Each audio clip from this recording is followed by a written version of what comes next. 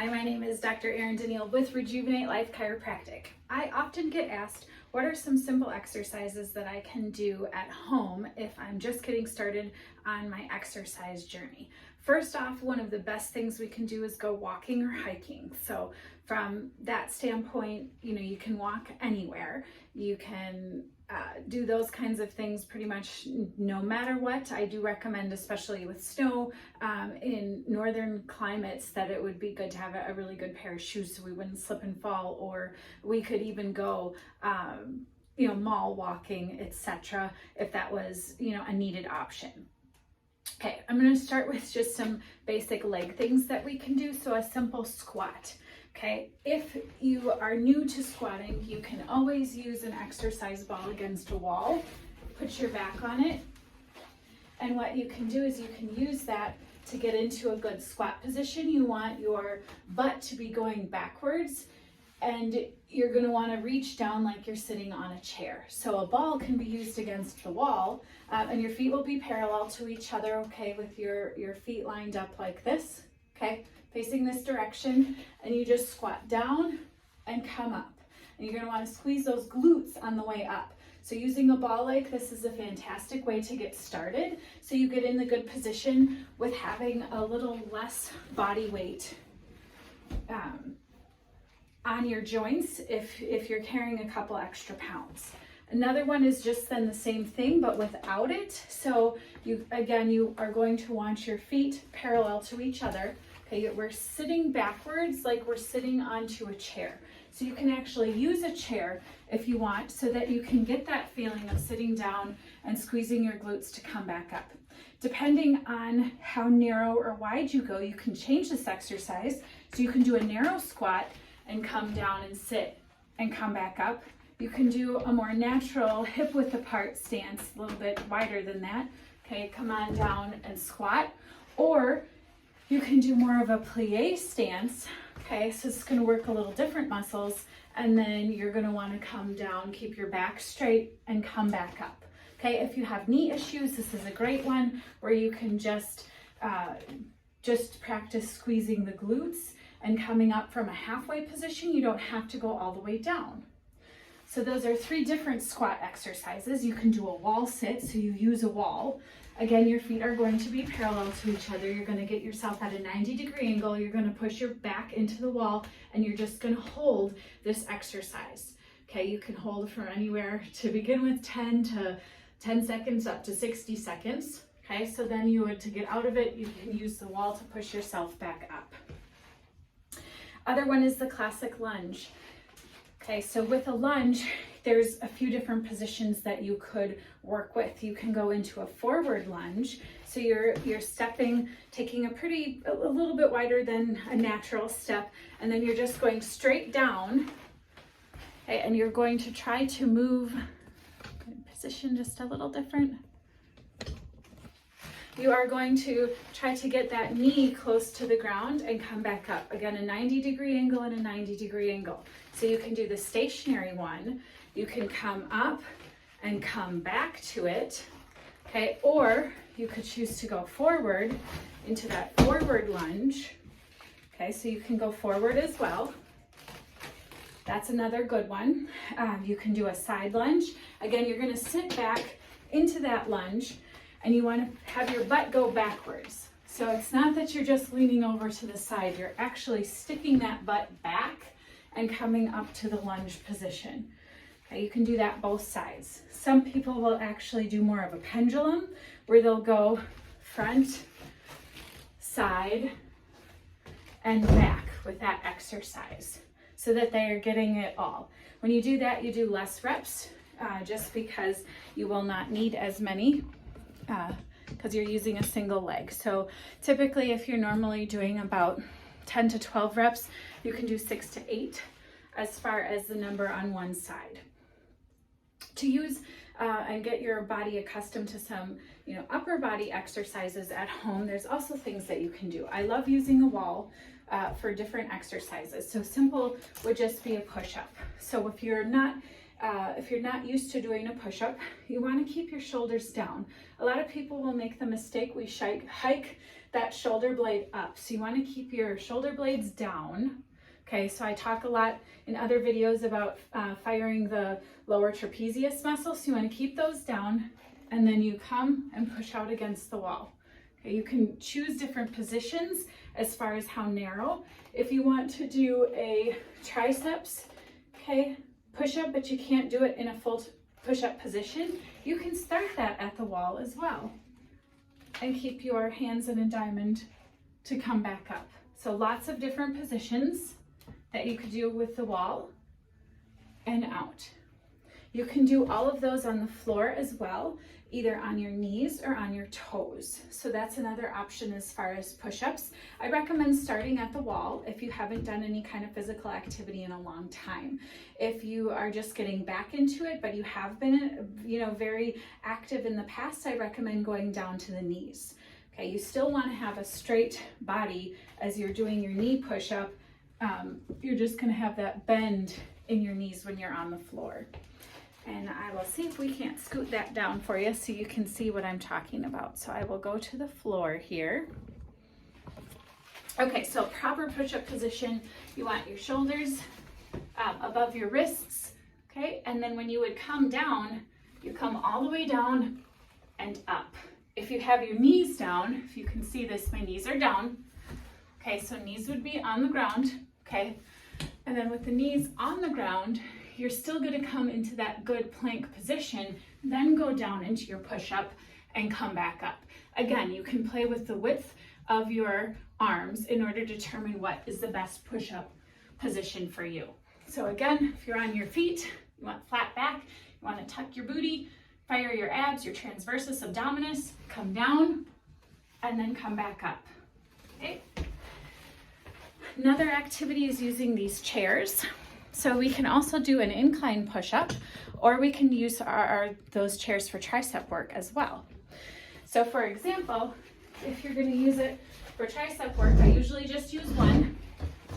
I put my hands on the base of the chair, I scoop my butt off of the chair, and then I lower to 90 degrees and I push back up. Lower to 90 degrees and push back up. If you want it harder, you can put your feet straight out in front of you. Okay, so that would be one way to do it. If you wanted to really advance it, and you have two chairs in your house, and try to make it, oh, there goes a ball. Try to make it so that you're not going to slide, so you could put something behind it if you have some sort of weight, put one against the wall, have a weight behind the other one. But you can advance that exercise to the point that you're on, lift it, elevate it up. Both feet, one set of feet is on the chair, the other limb, the arms is on the one, and you just drop down in between. So that's a good tricep exercise if you need to do something at home. You can take those chairs and do a push-up as well. So you're having an incline push-up where you'd come down and come back up. Or you could do a decline push-up where your feet would be on. So your feet would be on the chair. You would do your push-up and come on up. You could do that with an exercise ball as well. Some simple exercises with the ball can be for abs or they can be for your legs. So if you're trying to work your hamstrings, at home it's very simple. You can be on all fours.